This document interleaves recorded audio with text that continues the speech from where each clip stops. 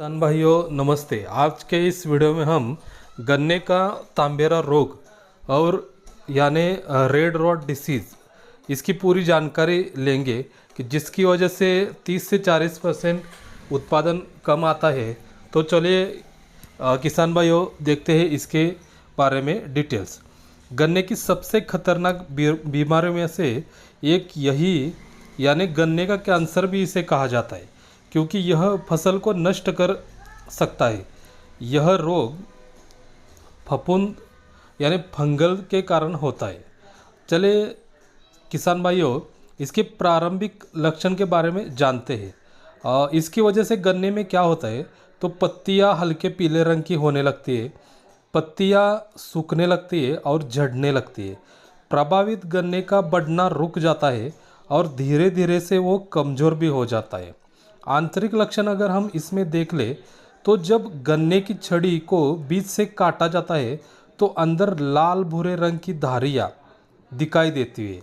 छिलके के नीचे सफ़ेद धब्बों के साथ लाल रंग का संक्रमण दिखता है। तने में सड़न शुरू हो जाती है और उससे खट्टी बदबू आने लगती है। संक्रमित टुकड़ों में सफ़ेद धारीदार कवच यानी फंगस का विकास होता है और इसकी अंतिम अवस्था तो देखिए, पूरा गन्ना ही सूखने लगता है, अंदर से खोखला हो जाता है। खेत में कई गन्ने एक साथ सूख जाते हैं जिससे उत्पादन में भारी गिरावट आती है। यह रोग तेजी से फैलता है और आसपास की स्वस्थ फसल को भी ये प्रभावित कर सकता है। तो किसान भाइयों हम अभी देखते हैं कि तांबेरा रोग के कारण इसके क्या क्या कारण है जिसकी वजह से ये रोग आता है।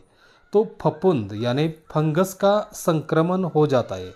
यह एक फंगल रोग है जो गन्ने की कमज़ोर प्रतिरोधक क्षमता के कारण फैलता है।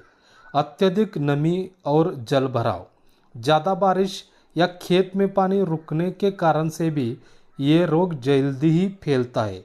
पुरानी या संक्रमित गन्ने की किस्मों का उपयोग, किसान भाइयों पहले से ही अगर ये संक्रमित हो गया होगा तो यह रोग अधिक तेजी से फिर भी फैलता है। खराब फसल प्रबंधन, गन्ने के अवशेषों को खेत में छोड़ने से फंगल मिट्टी में बचा रहता है और अगली फसल को संक्रमित करता है। ज़्यादा नाइट्रोजन खाद का प्रयोग, हाँ किसान भाइयों ये बहुत ही जिम्मेदार है। यूरिया जैसी खादों का अत्यधिक प्रयोग पौधों को कमज़ोर बना सकता है जिससे यह रोग जल्दी से जल्दी ही फैलता है।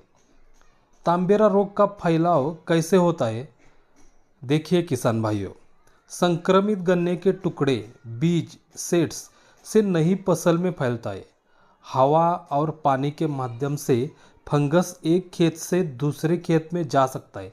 इसलिए हम देखते हैं बाजू के किसान में अगर ये उसके खेत में ये रोग आया तो हमारे भी खेत में आ जाता है। तो ये रोग आने के पहले ही अगर हम इसे रोक सके तो कितना बढ़िया रहेगा। खेत में पड़े गन्ने के अवशेष, टूटे हुए तने, पत्तियों से भी ये रोग बढ़ सकता है। संक्रमित मिट्टी और कीटों के माध्यम से भी यह फैल सकता है। चलिए तो किसान भाइयों ये तांबे